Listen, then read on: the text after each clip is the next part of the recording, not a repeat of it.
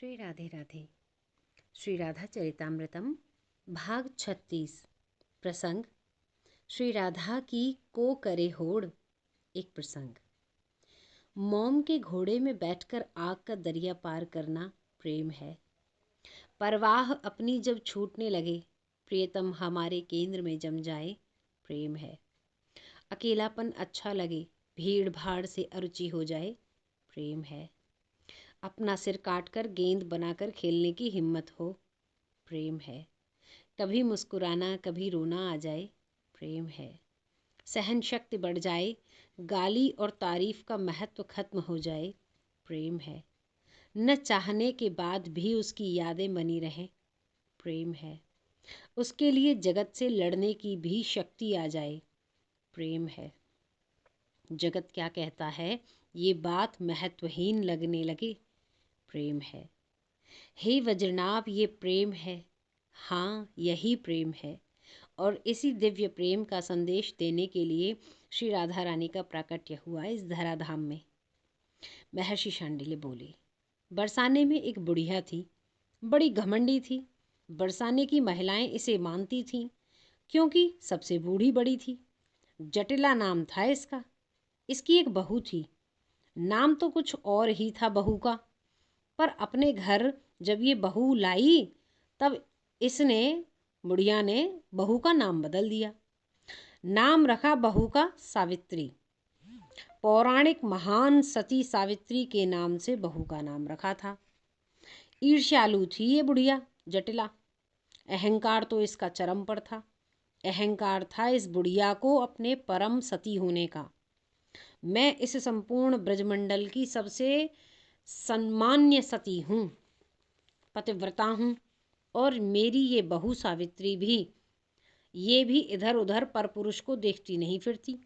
ये बात जहाँ भी छिड़ जाती, ये बुढ़िया जटिला तो आक्रामक हो उठती थी। अरे जाओ, राधा की तरह हम थोड़े ही हैं। शरद की रात्रि वृंदावन में रात भर कृष्ण के साथ नाचती रही है, हम सब जानती हैं। न कोई मर्यादा न कोई मान। अरे लड़कियों को भी भला इतनी छूट मिलनी चाहिए। जटिला बुढ़िया थी, इसलिए इसे कोई कुछ कहता भी नहीं था।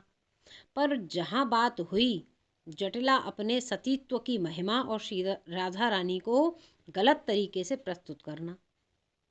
सती क्या होती है तुमको पता भी है? मेरी बहू है सती, मैं हूँ सती।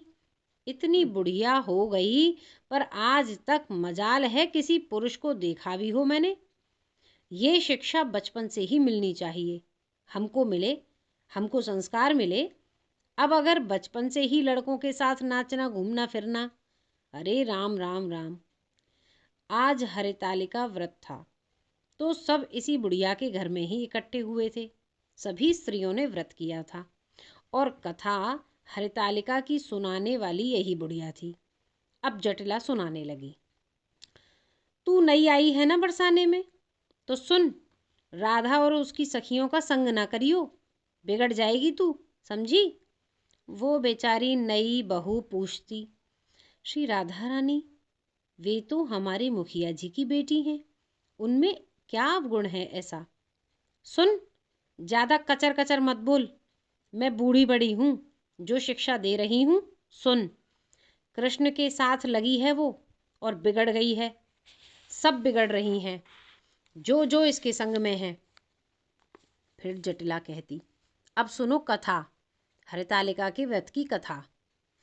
स्त्री के लिए पति ही सब कुछ होता है, पर पुरुष का संग, उसकी चर्चा भी पाप है। मुझे देखो, मैं आकाश में चल सकती हूँ। जटिला कुछ भी बोलती, वे सब स्त्रियां चौंक जाती।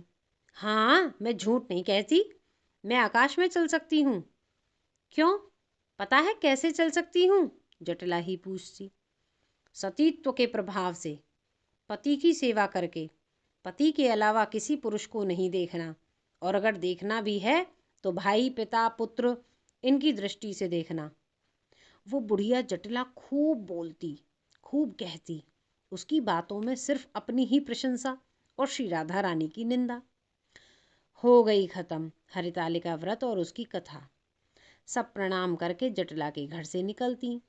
फिर बातें हैं, वो तो कानों से होती हुई फैलती ही है। फैली बरसाने में। राधा बेटी, कीर्ति रानी ने श्री राधा को बुलाया। राधा, क्या सुन रही हूँ मैं? ये आजकल क्या सुन रही हो माँ? मुझे नहीं पता। तेरी कितनी निंदा हो रही है बेटी, तू तो जानती होगी, बड़े दुख भरे स्वर में कीर्ति रानी ने कहा। नहीं, मुझे कुछ नहीं पता, श्री राधा रानी ने मना किया। राधा, वो जटिला है ना, वो सबके कान भर रही है। तेरे बारे में कितना भला बुरा कहती है वो। कहने दो ना मैया, अब ऐसे कहने वालों का कोई मुंह तो नहीं बंद कर सकता। उसी समय ललिता सखी आ गई थी। उन्होंने ही ये बात कही कीर्ति रानी को। वैसे भी उस जटिला बुढ़िया को कोई गंभीरता से नहीं लेता। ललिता बोलती गई, तुम लोग कृष्ण के साथ। राधा, तुम वृंदावन में रास करती हो? कीर्ति रानी ने बड़े स्पष्ट शब्दों में पूछा। मैया, किसकी बातों में तुम आ गई?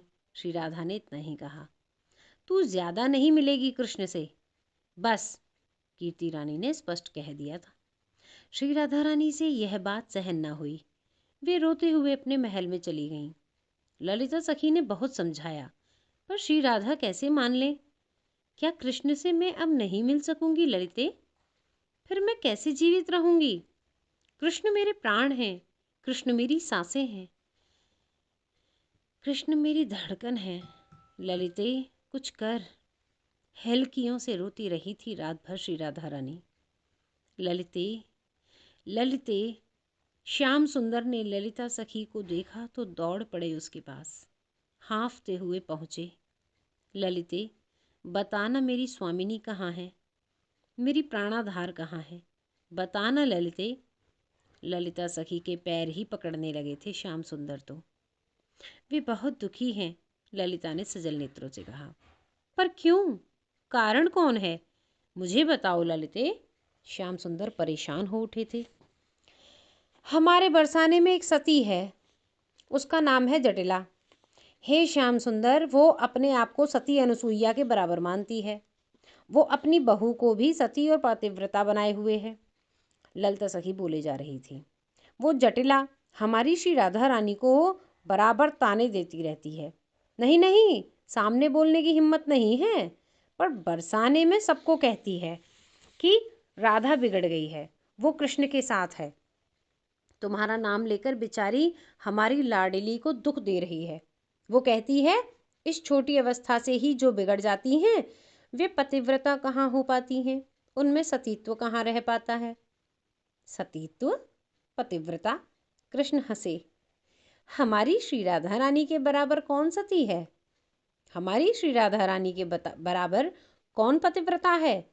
सती अनुसुईया या महान सती अरुंधति, ये भी तो हमारी श्री राधा रानी की चरण धूलि को चाहती हैं। हंसे श्याम ये कहते हुए। चलो, स्वामिनी को कह देना, अब उस सती जटिला का उपचार होगा और पूरा ब्रजमंडल देखेगा। इतना कहकर गंभीर हो श्याम सुंदर वहां से चले गए थे। मौन हो गए थे महर्षि शांडिल्य, कुछ सोचने लगे।